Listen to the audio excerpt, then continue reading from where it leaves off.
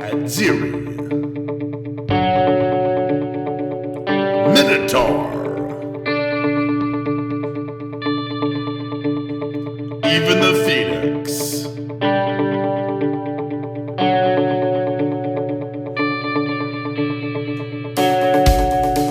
Headhunter, just for fun, the Hydra, and the Chimera.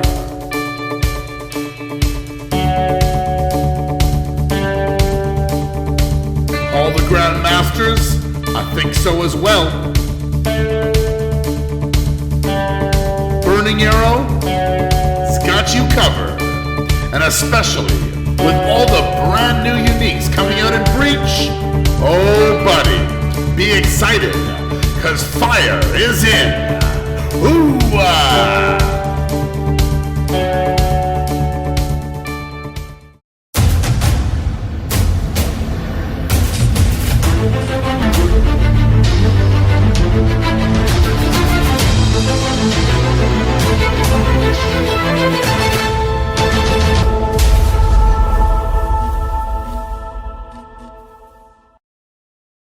Whenever I do a build guide, I put a template out for you there. I put a template out.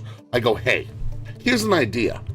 What can you do to build on this idea to make it better? And that's something that I feel it's very, very important in our community and important in just in general, is that people think for themselves and come up with ideas for themselves. I don't want everyone in PoE to be a drone that just follows one streamer's only how he builds it completely. We all have brains. We're all creative. We all have great ideas. So why don't we use them? Why don't we be like, hey, you know, be open your mind and channel your own thoughts and what you think could be better. Is hey, maybe what you think could be better, what you could do is actually better than what I currently have, and that's for anything. Because that's the thing, and I'd love to see when you guys diversify a build that I came up with. It's amazing. It's awesome. And we are going to go over the skill tree right now of this build. The skill tree of this build is a little bit interesting, but it works very well for the setup. We actually start off down at the evasion and life node. The reason we go for the evasion and life nodes instead of the projectile damage and damage route is solely because with this build, we already got lots of damage. Our single target is already over 100k, and our multi-target is like 55k, 50k per projectile. So really, we're doing tons of damage. Then we got all the auras as well that are smashing mobs to smithereens as well. You'll see here. See, the reason we go evasion in life is because the ranger is actually quite squishy. You guys have seen my other build with the marauder. The marauder, super tank, lots of HP, doesn't die to very much. Okay, yes, but the ranger is completely different on the other side. The ranger has to rely on evasion and rely on other stats that make it more difficult to actually stay alive here. So we go to finesse, we go up to finesse, we go up here, you have the primal spirit.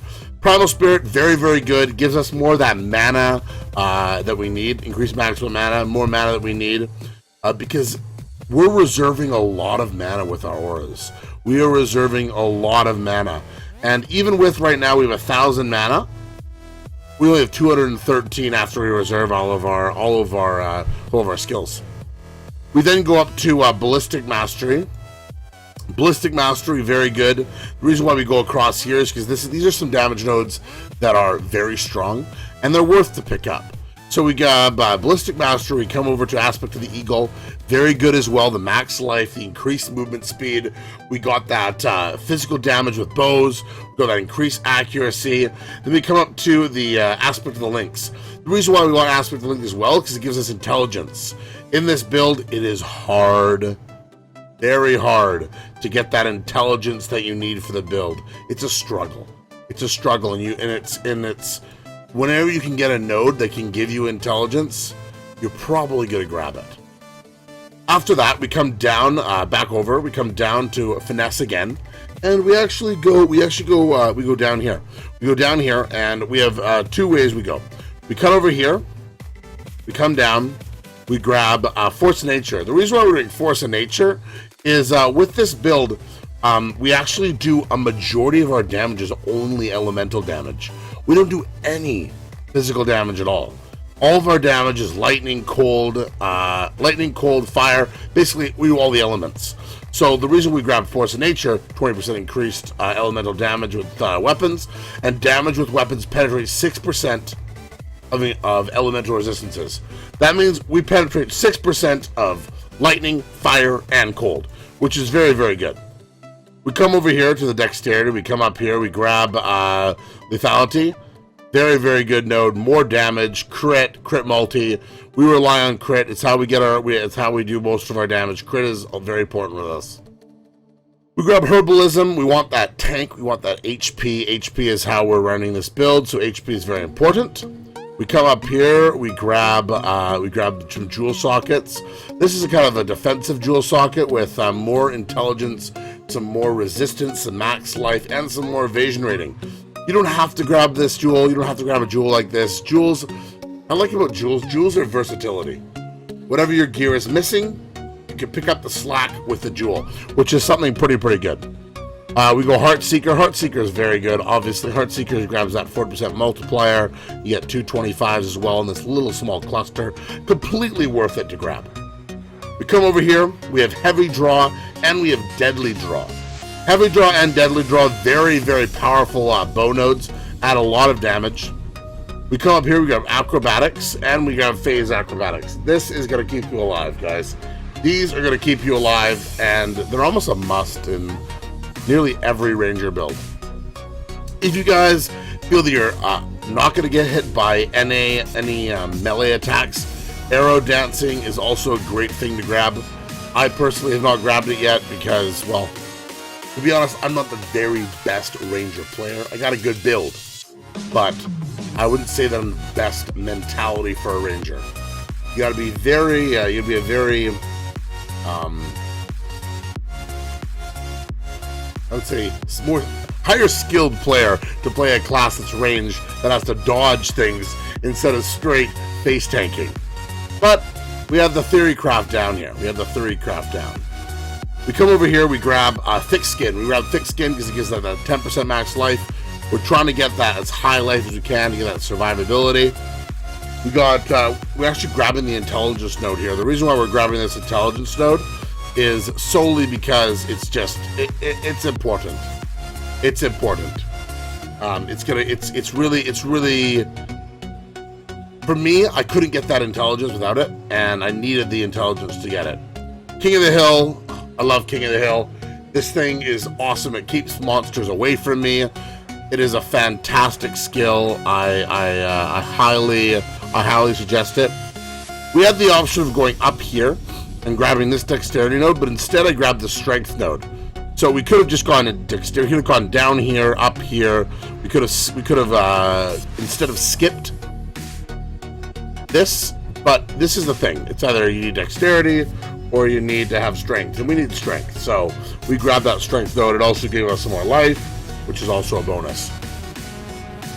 We come up here next and we grab Master Fletcher. This is a good little bow node. It gives you some more damage, which is great. And we grab another jewel socket. This jewel socket increased physical damage. This one's really not a very good jewel. Like, this is a jewel that I need to replace on my gear. It's not good. I just haven't found anything that gives me as much stats that I needed. The stats were something that I really needed on this build. We then have Profane Chemistry that gives us some more max life, some more flask uses. And we come up here and we grab Sentinel. Sentinel gives us some more resistances, and we grab all the life nodes up here. The life nodes are absolutely great. They give us that big boost in HP that we all love. Come down here, we grab Clothed Chain. This gives us more elemental resistances, more armor, more evasion, things that we need. And we grab Bolt Fury, which is also a great accuracy bonus, physical damage, and strength. Come up here to Art of the Gladiator. Art of the Gladiator gives you that ignore attack speed, accuracy. It's just a great node in general. What a powerhouse node. And then we go to bravery, grab that as well, which gives us an evasion, armor, and increased maximum life. After that, we come down, grab another jewel socket. Here's another thing, versatility, guys. Versatility. This one gives physical damage. It's actually a good jewel. But we want that versatility. Whatever resistances you're missing, whatever stats you're missing, you grab it with the jewel to fix it up. We got Golem's Blood. Golem's Blood, more HP. So if you look at the build is very, very oriented on survivability with HP, and it doesn't actually grab that many nodes. There are some things you could do that are pretty interesting. Let's say you want to go more DPS and less survivability. You could grab a Lion's Eye, the one that turns nearby radius skills into bow skills. You could replace this gem here, and you could come down here, and you could grab this, also up to Destroyer. So you could turn Wrecking Ball and Destroyer into bow nodes. Wrecking Ball and Destroyer, all of these, bow nodes, bow nodes, bow nodes. That's an interesting way you can do it as well. If you have more points, you can get this character leveled up higher. Another thing to do, if you guys are not running a Xeria's Acuity, this is for early game, you're going to want to grab Valpak. Valpak is quite important. So you're gonna sacrifice some nodes, maybe right here, and you're gonna cut up and grab Valpak. Valpak is gonna keep you alive and is quite important in this build, just solely because we're gonna be doing so much damage, and crit is something that we're just in general, it's gonna be a very good thing because we have high crit. We actually grab Vitality Void, and to keep our mana up, you see it right here. We actually grab Vitality Void and Life and Mana Leech. The reason why we grab this Life and Mana Leech, the 0.04% Mana Leech is enough Mana Leech actually to sustain our small pool. If you find that it's not enough to sustain your small pool of mana that you have, what I suggest you guys doing is grabbing Spirit Void. So sacrifice some points somewhere else that you don't think you need, maybe some damage, and grab Spirit Void. Also, the other node that's fantastic as well is Essence Sap. Essence Sap as well is going to do the same exact thing for you. However, here you're only going to use 2 nodes. Here you're going to use 3. So this is the thing. The Vitality Void, crazy good. All this extra leech, crazy good. It's going to keep you alive. And if you need more mana, you need to grab Spirit Void. Spirit Void's going to help you. So one thing I would do is I would sacrifice this life and mana, the 0.4. Get rid of that one. And then you could get rid of a point somewhere else, and you could go Mana Leech, which is going to give you that 0.4 that you need right here. And then you come over here to Spirit Void. So it's going to be basically 1 extra point. So what I would probably do if this character wasn't level 88 is if I needed that extra mana, I would. This build is not really fully done until maybe about 90, and even at 90, you have so much room to improve. Even when you get to that, coveted level 100, that's the thing. So you're gonna come over here, you're gonna grab that Spirit Void. Spirit Void, if you need it, it'll really help you out. Another great thing to do if you guys are getting higher up level that I don't have yet in this build, come up here, grab another jewel socket. More versatility. More versatility is absolutely great. Another option is if you guys got up to Valpak, you can cut across, and you also can grab Revenge of the Hunt, which is more life. Life's always good. You have Avatar of the Hunt as well here, which is very, very good. You have a bunch of different versatility and different options if you didn't go all the way down to this bottom part of the tree. But if you have a Xeria's Acuity, which is something you'll get later on in the league, later on playing the game, if you're playing quite aggressively, you might get it later. And then you can cancel out the Valpak, and you don't need the Valpak anymore, and you can just use the Xeria's Acuity instead. For the Ascendancy, we actually chose to go with Deadeye.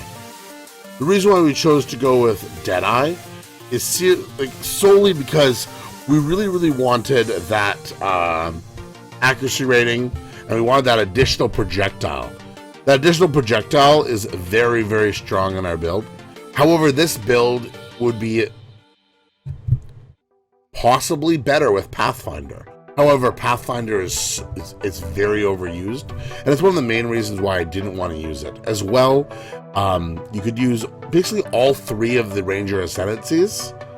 All 3 of the Ranger Ascendancies would be absolutely great with this build. We don't really rely on any of the Ascendancy, like, oh, we need the Ascendancy. It's just little bonuses. But the Pathfinder, the Flask recharge, the extra bonus of Flask, very good, and could also be used. And also the survivabilities of the other Ascendancies are very good, like the phasing and all of the other perks and bonuses would be actually great. So the interesting thing is, whatever Ascendancy you choose, it's gonna work with this build. Whatever Ascendancy you choose is gonna work with this build. If you want to go Deadeye, you want to go Pathfinder, you want to go whatever you want to go, you know, whatever Ascendancy you want to go, it's gonna be good. For bandits, we grabbed Oak Point. The reason why we grabbed Oak Point is we grabbed that 40% more life. We needed that. We need survivability. We grabbed that 60% increased physical damage, and then we grabbed the extra point for the skill tree. However, if you guys think of a different way to run it, different versatility, you guys can change it up. What you choose for the bandits is not really going to affect this build that much. So if you think that you'd rather, instead of having 40% more life, instead of have a skill point, go ahead, you can do it. If you guys feel that you don't want that 16% increased physical damage, you don't need it, whatever. Throw it away, grab something else. It is very versatile. What's up, guys? How you doing? We're going to go over gear right now. Gear in this build is quite interesting. There's many ways to run it and to get it viable, actually. Currently, with our setup right now, we're doing some quite interesting interactions. However, these are some late game, end game stuff, and some stuff that won't work in Breach. However, we have lots of ways of making it viable in Breach and making it so that you can get to that end game content and clear that end game content. We have, currently we're using a Sliver Tongue. We're using a Sliver Tongue solely because I didn't really see anyone using it. And I was wondering why. Why is no one using this bow? It seems pretty decent. It seems pretty good. And the thing that I found with this bow is it had an interesting interaction with Rigwold's Quill. And with the Sliver Tongue and Rigwold's Quill, when you guys see me doing maps, you're going to see every time my burning arrow hits a target, it splits and, well, forks. And every time it forks, it has a 100% increased critical strike chance of the mobs behind. So it's quite devastating to packs, actually. It's quite devastating to packs. For helmet, we have an Alpha Howl. We were very lucky to get the increased burning damage. The reason why I personally used an Alpha Howl, it doesn't mean you have to use an Alpha Howl, but the reason why I used an Alpha Howl was because I wanted that less reserve mana, and I hate being frozen. I hate being frozen. It's so annoying. Like, I don't know if you guys have ever opened up a strong box that says freezes you when you're opening, or freezes you when you open it or something. Oh! How many times I die to that. That is so annoying. So with Alpha Howl, you never have to worry about that. And you also get more cold resistance, which is something that's actually kind of hard to get. And it also has a very high evasion rating, which is really good too. So with Alpha Howl, this is, again, something you can switch up. You don't need to use this. You can easily use a Rat's Nest down here. You can use a rare helmet till you get a Rat's Nest, no problem. Look for the stats: resistance, life, and then some accuracy or whatever other stat, elemental damage. Look whatever stats you're looking for. Look for those. Regardless, this build is going to be very effective for you. For bows, the thing is, Sliver Tongue and the Rigwold's Quill. Yes, I'm using it on this build. It makes it unique. It makes it kind of fun. However, there are so many options coming out. There's a bow called Zoph's Inception. Zoph's Inception is a very, very, it's a Citadel bow, has a very, very, very, very high physical damage. 50% of the physical damage is converted to fire damage. It has a 10% chance to ignite, and ignites you cause also affect other nearby enemies. So with Burning Arrow, oh buddy, it is going to be so, so good. It also recovers 94 life whenever you ignite an enemy. That is insane. That is insane. Like, you use that with the ring that lets you stack your ignites. Get a lot of attack speed. Insane. Completely insane. We also have a new bow that's quite interesting. That's going to be very good to level, actually, with. It's called Zoph's Nurture. Zoph's Nurture it's a bone bow, and it increases your physical damage, and it gives you 25 life gained on killing ignited enemies, and you gain 20% of physical damage as extra fire damage. It's kind of like a mini version of the Citadel bow, and that bow is going to be really good to level with. This has a level 23 requirement, a low dex requirement, and no other stats required. It is going to be a sick bow. So if you can grab one of those at the start of Breach, if it drops for you, you get one. Oh man, you are in for a treat. It is going to be a sick bow for you guys to level with and help you guys get up there. For amulets, we looked for something that had a lot of stats, had life, it had strength, it had a little stats, it had physical damage, it has max all resistances. You don't need to have something like this. Look for it. If you can't find it, that's fine. Get something that has crit, some damage, some other stats, that you need, maybe some more damage, and find your resistances on another piece of gear. That's fine.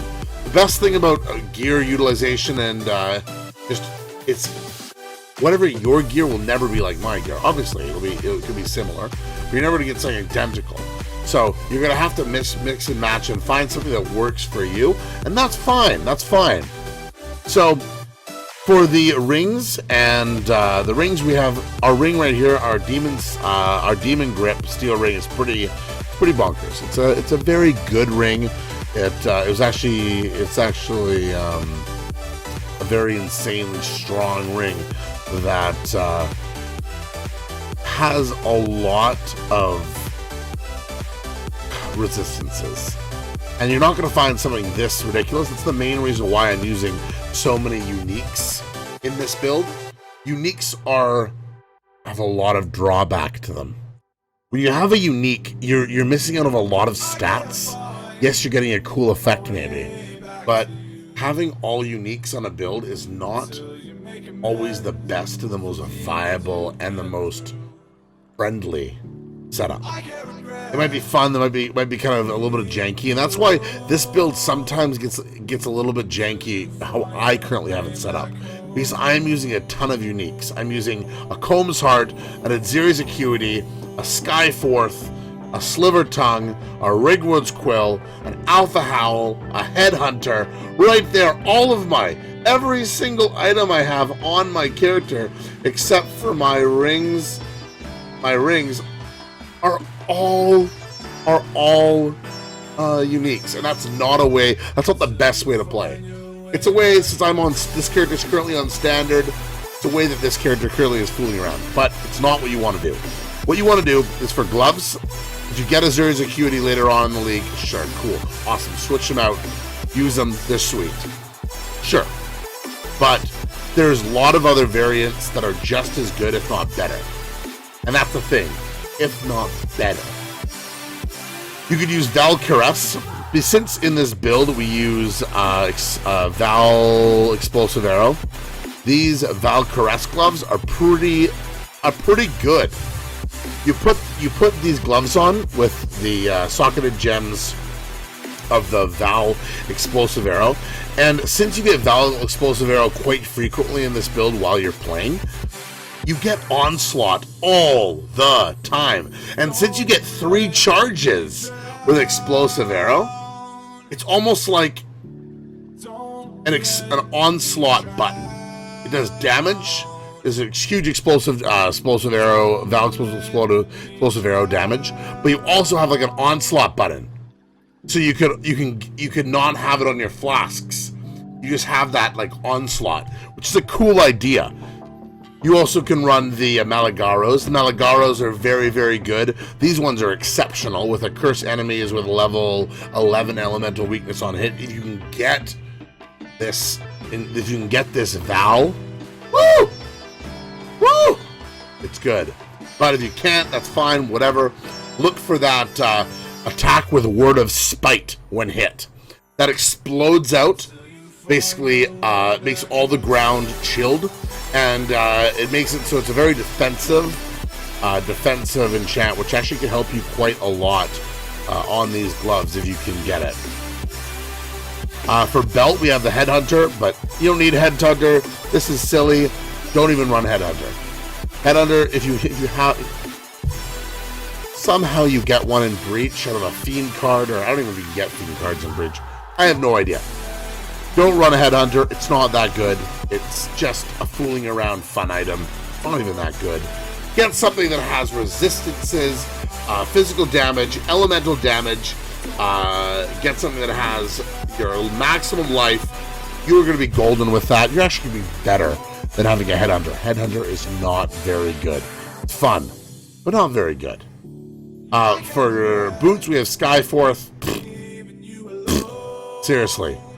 Skyforth are not even very good in this build. I'm running them right now just because I'm on standard. You don't need them. Run something like this. Faded Spurs. They give you that movement speed, increase resistances, max life. You're going to be really happy with this. If you can do some Uber Lab later, get some Death Doors. These puppies are going to stop all of that that corrupting blood, all that annoyance that you have to deal with. Bam. Death Doors. Death Doors are even better than Skyforth. I don't even know why I'm using Skyforth in this build. Mainly because just like standard. Standard. Yeah, pretty much. But other than that, guys, that is what we currently have set up here. For the combs, for the chest piece, we have a Combs Heart. We like Combs Heart. We're using the original one. The original one I think is personally better. It has 500 life, and it has that 40% increased fire damage, which is very, very good. We're also going to be rocking. The thing is, you have lots of versatility with this setup. You don't need to use the Sliver Tongue. You can use whatever bow you can get. You can use a rare bow. You can use whatever it is, but you can. There's a lot of versatility. With the quiver, you can use a rare quiver that has elemental damage, physical damage, adds physical damage, adds elemental damage, has max life, has resistances. That would be absolutely great as well. Currently I'm just using the Sliver Tongue and the Rigwood's Quill just because it has a very unique interaction. It was just fun to play with. But with Burning Arrow, with Burning Arrow, you don't need it. You don't need it. You could use Maloney's Nightfall, which would give you guys some more survivability with that smoke cloud. You also could use Shuri's Bite to get more of that little stats that you're missing if you're missing them. You could use. There's just so much versatility with this build. It is to even still be viable. It's pretty crazy. You could use a rare chest piece instead of the Combs Heart. Like something like this. This one's pretty high, pretty nuts, but you could easily get something like this that has max life, it has high resistances, and that would be very, very good. You could use the Queen of the Forest. Queen of the Forest is great, gives you lots of resistances. Oh, excuse me. Use lots of resistances, and it would be very good. Also, Ziri's Splendor would be very good as well. You get all his resistances as well on the chest piece. You get more life. The Energy Shield we would not use, but the 100 life gained on kill, 100 mana gained on kill would be very, very good as well. It would help you with your survivability, even more survivability, and it would help you with even more getting back your mana. Another option is the Cosprey's Will. If you want to run Cosprey's Will, then you can run more curses in this build. Or you could get an amulet that has one additional curse, of course. That would be great as well. Cosprey's Will is very viable as well. It gives you more chaos resistances. And it also gives you that additional curse. And it gives you, you can curse hexproof enemies, which is pretty cool as well. That's a very viable thing. Crossbreed's Will, you do that. You also can do Kintsugi. Kintsugi is very good. Kintsugi is very good. It reduces damage if you haven't been hit recently. So it protects you from like that one scary blow from a mob basically, and it can be very good. It also has max life, fire resistance, and it also has a hidden movement of 3%, which is really good too. So other than that, it is a good chest piece. So it is a good chest piece to run as well. And for Flask, we're currently using the Dying Sun, Aziri's Promise, Taste of Hate. We're using a Surgeon Divine Flask, and we are using a Surgeon Quicksilver Flask. These are flasks that recharge when you get a critical hit. These are legacy ones. You're not going to be able to get these ones. You will look for ones that have a percentage chance to gain back a charge, which will be fine too. You're hitting so many mobs, you're doing so many crits, they're still going to recharge. You'll be fine with that. Taste of Hate is absolutely really good. It helps basically any class that doesn't take physical damage as well. Taste of Hate's great. If you can pick up one of those, do it. It's great. Aziri's Promise, absolutely great as well. Adds lots of damage. It's a great flask. Grab one of these as well. They're cheap. Well, not in League right away, but when people start farming it on lockdown, it's definitely worth it and definitely very good. And Dying Sun, absolutely great as well. It has that additional projectile that we all know and love. Another thing that's hard to get, but these are all utility. You don't need them right away. These are just adding. You get these later on in the build. It's going to increase your quality of life, make your life just so much better. All right, now we're going to go over skill gems. For skill gems, we're going to do weapon elemental damage. This is in our main attack.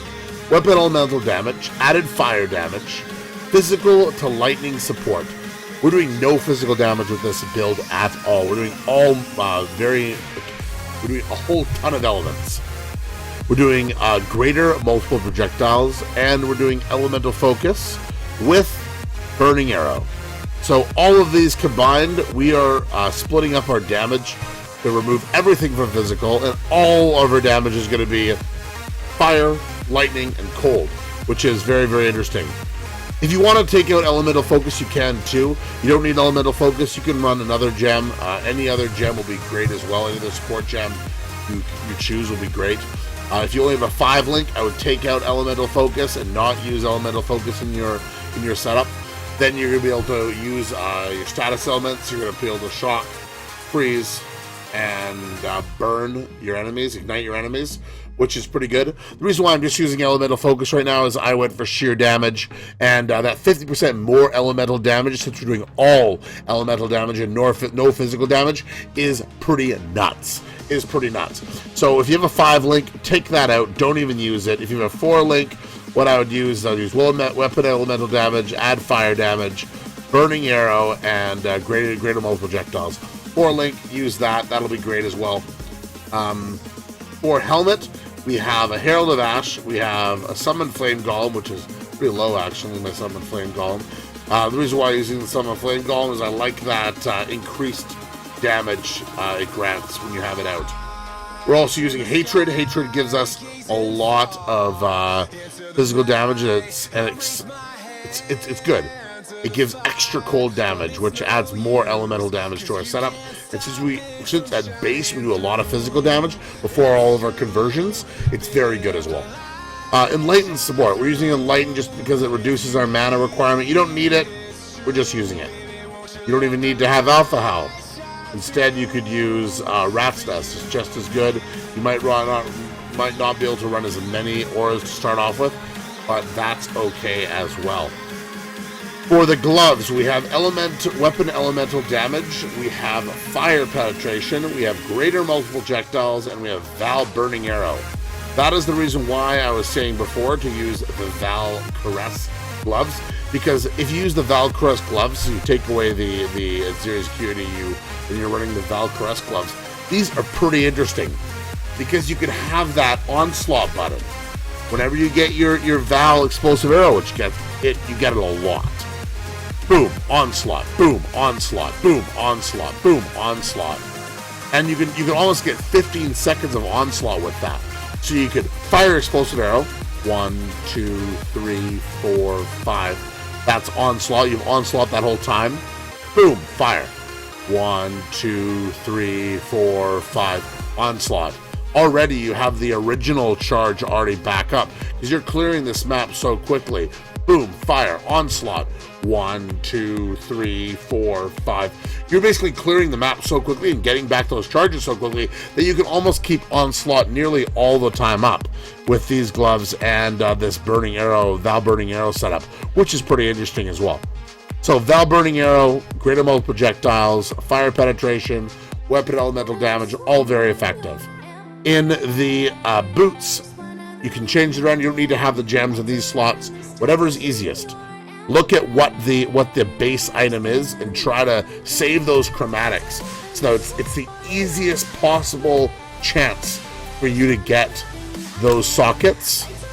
Easiest possible chance for you to get those sockets is on the piece of gear that if you're rolling, try and roll 3 red. If you're trying to roll 2 red, 2 green, try to roll with a piece of gear that has strength and dex, or strength or dex to make it easier for you. Don't try to roll 2 red sockets, 2 green sockets in an intel item, because you're going to have a hell of a time trying to get that done. So we have Blink Arrow. Blink Arrow is used to get out of the way of things. It's an awesome skill. I hear it on my W. It just feels right for me. Even on my W, boom, switch it up real quick. I'm about to get hit by something, get out of the way. Kind of a must in any arrow build. Blink Arrow is top-notch, amazing. Herald of Ice. We're using Herald of Ice with elemental weakness with curse on hit. This is going to be how we're going to be getting an elemental, a curse on our targets. Elemental weakness in this build is absolutely insane. It's insane because we are doing all 3 elements. We're doing fire, cold, and lightning. So elemental weakness not only reduces, let's say, 1 of our damage, it reduces all 3. So all 3 of those resistances of the enemy is reduced. It's sick. It's amazing. I love it. It's awesome. So that is a really, really awesome setup. Elemental weakness, and if you can get gloves that have that elemental weakness on hit. Like, these gloves are awesome. If I didn't have a Zero's Acuity, I would probably switch these with a Zero's Acuity because they probably would be better. And I can make this build even better on standard. If I didn't want to have fun and I didn't want to use expensive items because I'm on standard, I would switch all of these with nice rares or with the uniques I mentioned here, and they would be better. For boots, we're currently using Skyforth. You don't need Skyforth. Don't worry about it. But a Zuri Step, another very viable way of doing it. Instead of that, and that's just basically it. That's it, guys. Like that's the gem setup. That's the gear setup.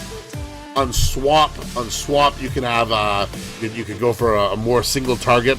However, for single target, I don't have any issue. What I do is I just take out my greater multiple projectile. I switch it in for slower projectile, and I still get that large damage that I'm looking for with taking out my GMP and switching it for slower projectile, which is very, very good as well.